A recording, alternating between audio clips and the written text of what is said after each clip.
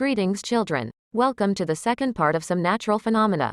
Let's start. Question 21. For what purpose is the Richter scale used? Answer. The Richter scale is used to measure the magnitude, or intensity, of an earthquake. It measures the power of an earthquake.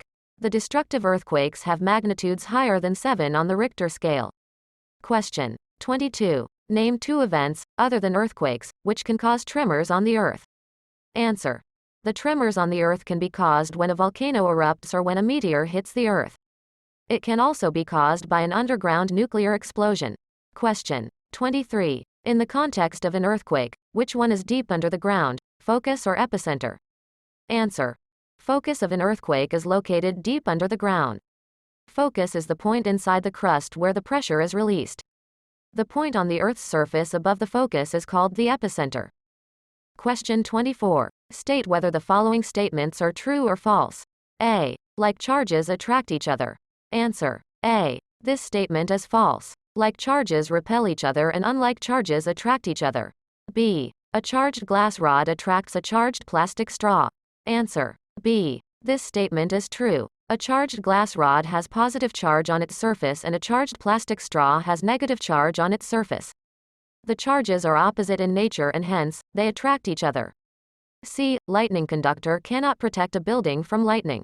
Answer. C. This statement is false. Lightning conductor is a device which is used to protect a tall building from lightning. A metallic rod, taller than the building, is installed in the walls of the building during its construction. D. Earthquakes can be predicted in advance. Answer. D. This statement is false. An earthquake is a sudden shaking or trembling of the earth. It is caused by a disturbance deep inside the Earth's crust. It is not possible to predict the occurrence of an earthquake. E. An earthquake of magnitude 2 on Richter scale is 10 times as strong as an earthquake of magnitude 1 on the same scale. Answer. E. This statement is true. The Richter scale is used to measure the magnitude, or intensity, of an earthquake. It measures the power of an earthquake. The destructive earthquakes have magnitudes higher than 7 on the Richter scale. F. The plates of Earth's crust are continuously moving. Answer. F. This statement is true. The outermost layer of the Earth is fragmented. Each fragment is called a plate. These plates are in continual motion. When they brush past one another, or a plate goes under another due to collision, they cause disturbance in the Earth's crust that shows up as an earthquake on the surface of the Earth. G. An earthquake is measured and recorded by using an instrument called electrocardiograph. Answer. G. This statement is false. Seismograph is the instrument which is used to measure and record an earthquake. The tremors produce waves on the surface of the Earth. These are called seismic waves. These waves are recorded by the seismograph. Fill in the following blanks with suitable words. Like charges, blank, unlike charges. Blank. Answer. Repel and attract. There are 2 types of charges, positive charge and negative charge. Like charges repel each other and unlike charges attract each other. B. Rubbing glass with silk makes a blank charge on the glass. Answer. Positive. After rubbing the glass rod with silk cloth, the glass rod becomes positively charged. The silk cloth becomes negatively charged. C. Combing your hair makes a blank charge on the comb. Answer. Negative. The combing of hair make the comb negatively charged. It is able to attract tiny pieces of paper which are neutral. D. The negatively charged particles which are transferred from one object to another during charging by friction are called blank. Answer is electrons. For example, when a glass rod is rubbed with silk, some of the electrons from the glass atoms are transferred to silk. Due to the deficiency of electrons in the glass atoms, it becomes positively charged. Whereas the silk has acquired electrons, it becomes negatively charged. E. The charging of an object by rubbing it with another object is called charging by blank. Answer is friction. The electric charges generated by rubbing are static electric charges. These electric charges remain bound on the surface of the charged object. F. In an electroscope, the aluminum leaves diverge because like charges blank. Answer is repel. The aluminium foil strips receive the same charge from the charged objects.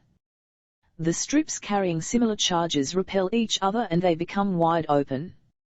G. Blank is provided in buildings to protect us from electric shocks due to any leakage of electric current. Answer is earthing. The process of transferring charge from a charged object to the earth is called earthing.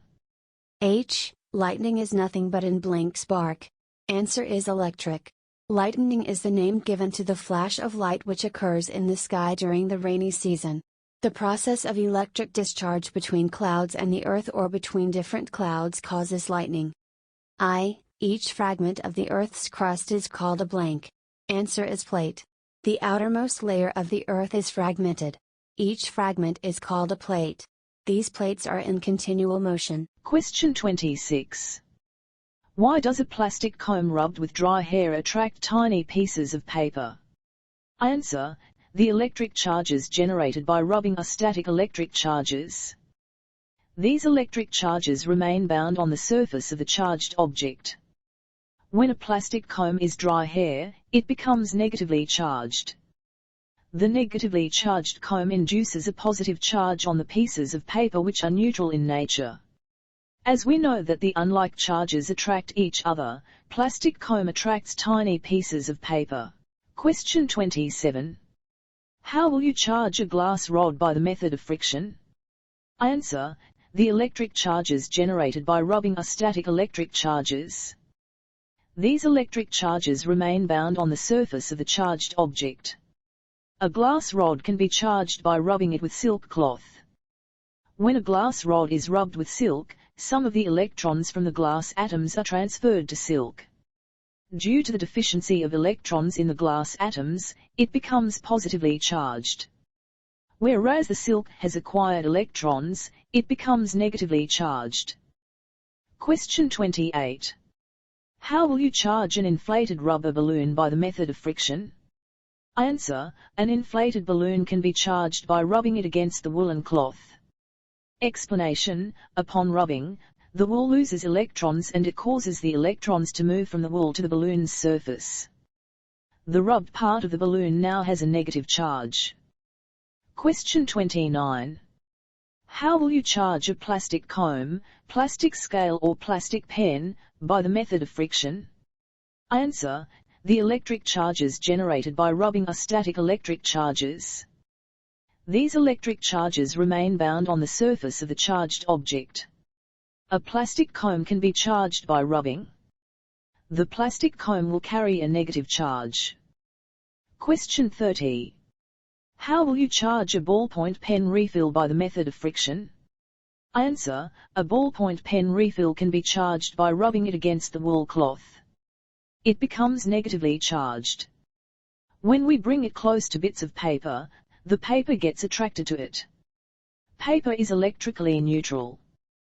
The negative charge on the pen induces a positive charge on the paper bits which are close to it that causes the paper to fly and stick to the pen. Question 31. What will you observe when the metal top of an electroscope is touched with a glass rod which has been rubbed with silk cloth? Give reason for your answer. Answer. When a glass rod is rubbed with a silk cloth, it acquires positive charge. When it is touched with the metal top of an electroscope, both the metal top and leaves acquires a positive charge due to conduction. As a result of the positive charge on both the leaves, the divergence of leaves takes place. Explain why a charged body loses its charge when we touch it with our hand. Answer. A charged body loses its charge or gets discharged when we touch it with our hand. This process is called earthing. The process of transfer of charge from a charged body to the earth is called earthing. What happens when the two plates of Earth's crust moving in opposite directions slide past one another? Answer. The outermost layer of the Earth is fragmented. Each fragment is called a plate. These plates are in continual motion. When they brush past one another, or a plate goes under another due to collision, they cause disturbance. This disturbance in the Earth's crust shows up as an earthquake on the surface of the Earth. Question 36. What happens when two moving plates of Earth's crust collide head-on with each other? Answer. The outermost layer of the Earth is fragmented. Each fragment is called a plate. These plates are in continual motion. When two plates collide head-on, they push each other up and form mountains. The Himalayas and other great mountain ranges were created by this process. How will you find out whether an object is charged or not? Answer: in order to find out if an object is charged or not, we can test it by using an electroscope. When the object is touched with the metal cap of an electroscope, both the metal cap and the leaves acquire the charge due to conduction. As a result of both, the leaves of the electroscope will have the same charge. It will cause the leaves to diverge, showing that the object was charged, as shown in the pic.